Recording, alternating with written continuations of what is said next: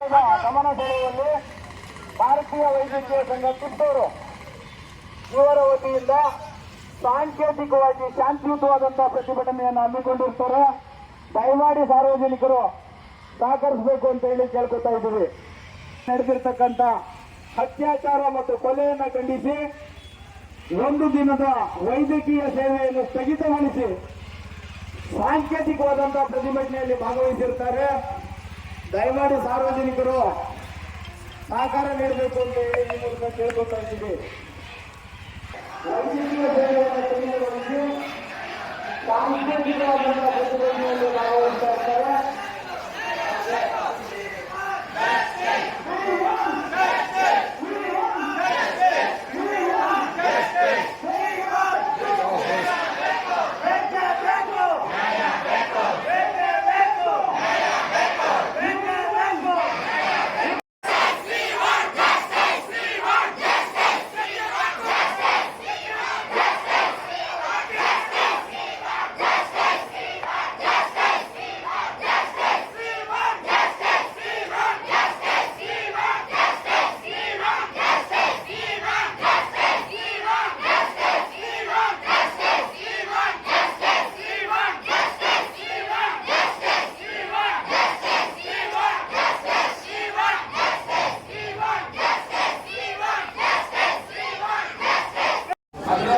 ನಮ್ದು Nobel production ವೈದ್ಯೋ Narayana ಹರಿ ಅಂತ ಹೇಳ್ತೀವಿ.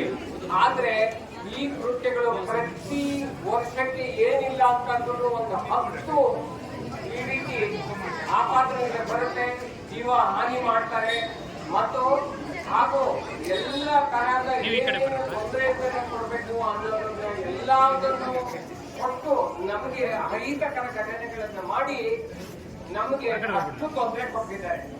ಆದ್ರೆ ಸಮಾಜದಲ್ಲಿ ಏನಂತಾರೆ, ಇವರು ಡಾಕ್ಟರ್ಸು, ಇವರು ಡಾಕ್ಟ್ರು, ಇವರು ಒಳ್ಳೆ ಡಾಕ್ಟ್ರು ಅಂತ ಹೇಳ್ತಾರೆ. ಆದ್ರೆ ಯಾವ್ದೇ ನೀವು ಇದುವರೆಗೂ ನೋಡಿದ್ದೀರಿ 13ನೇ ತಾರೀಕು ಆಗಿರತಕ್ಕಂತ ಈ ಸಂಘಟನದ ಘಟನೆ ಬಗ್ಗೆ 9ನೇ ತಾರೀಕು ಆಗಿರತಕ್ಕಂತಹ ಘಟನೆ ಇದುವರೆಗೂ ಯಾವುದೇ ಒಂದು ಪಬ್ಲಿಕ್ ಯಾರೋ 1 or 2 ಪೀಪಲ್ ಹೇಳಿದ್ದನ್ನು ಬಿಟ್ರೆ ಯಾರೂ ಸಹ ಇದು ತಪ್ಪು ಅಥವಾ ಸರಿಯೋ ಅದು ಇದರ ಬಗ್ಗೆ ತಕ್ಕಂತಹ ಸೂಚನೆಗಳು ಯಾರೂ ಇಲ್ಲ.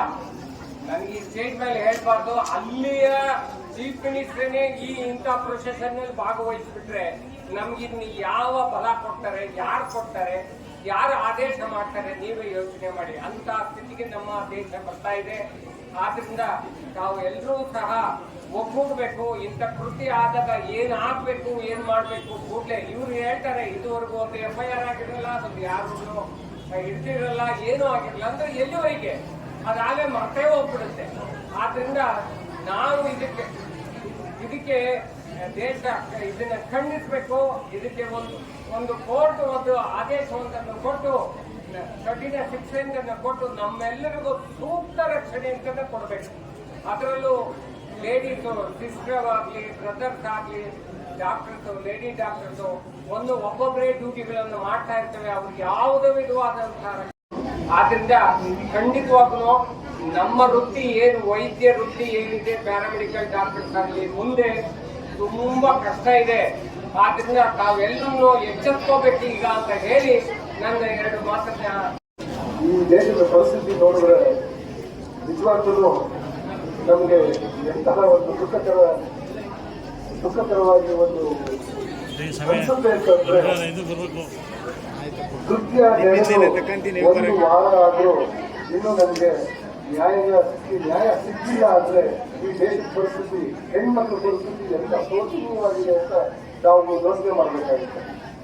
ನಾವು ಆಸ್ಪತ್ರೆಯಲ್ಲಿ ನಮಗೊಂದು ಅಂತ ರೂಮ್ ಇಲ್ಲ ಅಂತ ಅಂದ್ರೆ ಎಂತ ಪರಿಸ್ಥಿತಿ ಜೀವನ ಮಾಡ್ತಿದೀವಿ ಅಂತ ಹೇಳಿ ನೀವೆಲ್ಲರೂ ಯೋಚನೆ ಮಾಡುವಂತ ಪ್ರಸಂಗ ಇದೆ ಈಗ.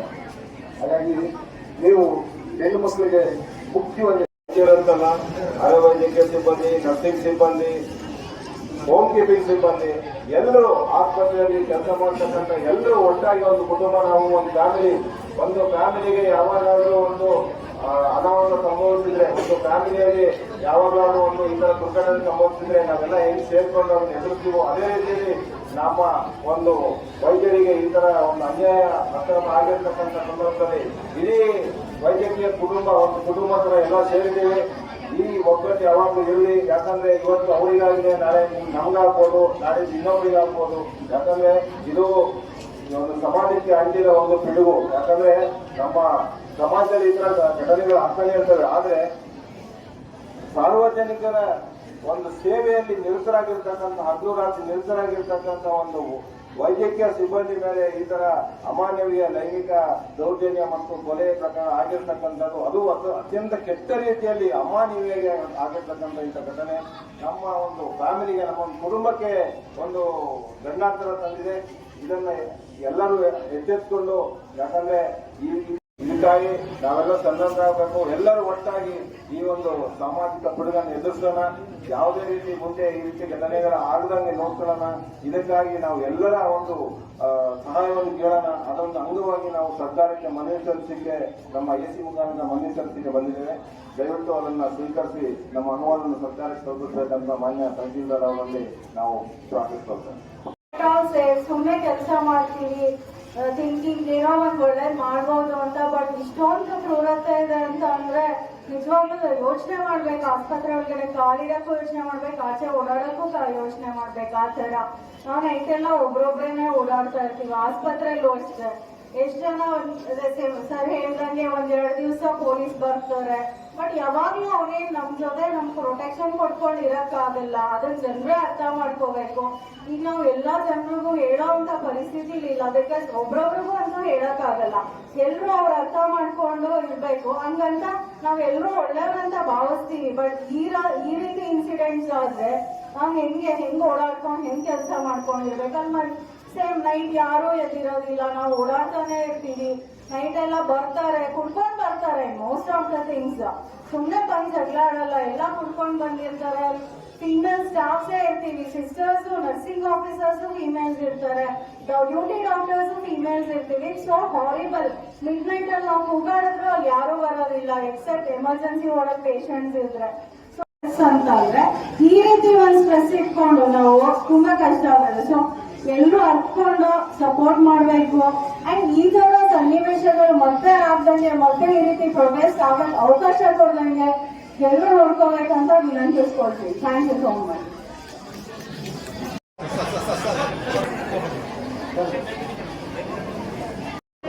ಈ ಅವಮಾನ ಕೃತ್ಯವನ್ನು ಎಸಗಿದವರಿಂದ ಕಾನೂನು ರೀತಿ ಕಟ್ಟಿಗೆ ಸಂತೋಷಕ್ಕೆ ನ್ಯಾಯ. ನನ್ನ ಅಭಿಪ್ರಾಯ. ಸೊ ಏನೋ ನಡುವೆ ಈ ಘಟನೆ ಬಹಳ ವಿಷಾದನೀಯವಾದ ಸಂಗತಿಯಾಗಿದ್ದು, ಇದರ ಬಗ್ಗೆ ಖಂಡಿತವಾಗಿ ಕೂಡ ತಮ್ಮ ಏನು ಬೇಡಿಕೆಗಳಿದೆ, ಮುಖ್ಯವಾಗಿ ಕಾರ್ಯಕರ್ತರ ಕಾರ್ಯನಿರ್ವಹಿಸಿದಂಥ ಸಮಯದಲ್ಲಿ ರಕ್ಷಣೆ, ಇದ್ರ ಬಗ್ಗೆ ಮುಖ್ಯವಾಗಿ ಏನೇನು ತಮ್ಮ ಬೇಡಿಕೆಗಳಿದೆ, ಖಂಡಿತವಾಗಿ ನಾನು ಕೂಡಲೇ ನಮ್ಮ ಮೇಲಧಿಕಾರಿಗಳ ಗಮನಕ್ಕೆ ತರಲಿಕ್ಕೆ ಏನೋ ಇವತ್ತು ಗಮನ ಮಾಡೋದಕ್ಕೆ ಏನು ಕ್ರಮ ತೆಗೆದುಕೊಂಡಿಲ್ಲ. ಮುಂದುವರೆದು ಹಾಗೆ ಇದ್ರ ಮತ್ತು ವೈದ್ಯಕೀಯ ವೃತ್ತಿ ಅನ್ನೋದು ಎಲ್ಲರಿಗೂ ದಿನ ಹಗಲು ರಾತ್ರಿ ಎಲ್ಲರೂ ಕಾರ್ಯನಿರ್ವಹಿಸ್ತಾ. ಸೊ ಅದೇ ರೀತಿ ತಮ್ಮಲ್ಲೂ ಕೂಡ ಸಾಮಾಜಿಕ ಕಳಕಳಿಯಿಂದ ಒಂದು ಏನು ಸಮಸ್ಯೆ ಅಂತಂದ್ರೆ, ಏನು ಎಮರ್ಜೆನ್ಸಿ ವಾರ್ಡ್ಸ್ ಇದೆ ಮತ್ತೆ ಡೈಲಿ ಔಟ್ಪೇಷಂಟ್ ಮೆಡಿಸಿನ್ ಇದೆ, ಅವರು ಕೂಡ ತಮಗೆ ತಮ್ಮ ಮೇಲೆ ಭರವಸೆಯಿಂದ ಕಾರ್ಯನಿರ್ವಹಿಸ್ತಾ ಇರ್ತೀರಂತ ಭರವಸೆಯಿಂದನೇ ಔಷಧಿಗೆ ಬರ್ತಾ ಇರ್ತಾರೆ. ಅದಕ್ಕೋಸ್ಕರ ಇವತ್ತು ನಾಳೆ ತಾವು ಏನು ವಿಷಯಗಳನ್ನ ಹೇಳ್ತಾ ಇದ್ದೀರಾ ಓಕೆ ಆಗಲಿ. ಅದರ ಬಿಟ್ಟು ಏನು ಎಮರ್ಜೆನ್ಸಿ ವಿಷಯಕ್ಕಾಗಿ ಎಮರ್ಜೆನ್ಸಿ ವಾರ್ಡ್ಗೆ ಯಾರು ಸಾರ್ವಜನಿಕರು ಇವಾಗ ಮುಂದೆ ಏನು ಅಟೆಂಡ್ ಆಗುತ್ತೋ ಅಟೆಂಡ್ ಆಗಿ ಅಂತ ಹೇಳ್ತಾ ಯಾವುದೇ ಕಾರಣಕ್ಕೂ ಹೇಳ್ತಾ ಇದೇ ರೀತಿ ಶಾಂತಿಯುತವಾಗಿ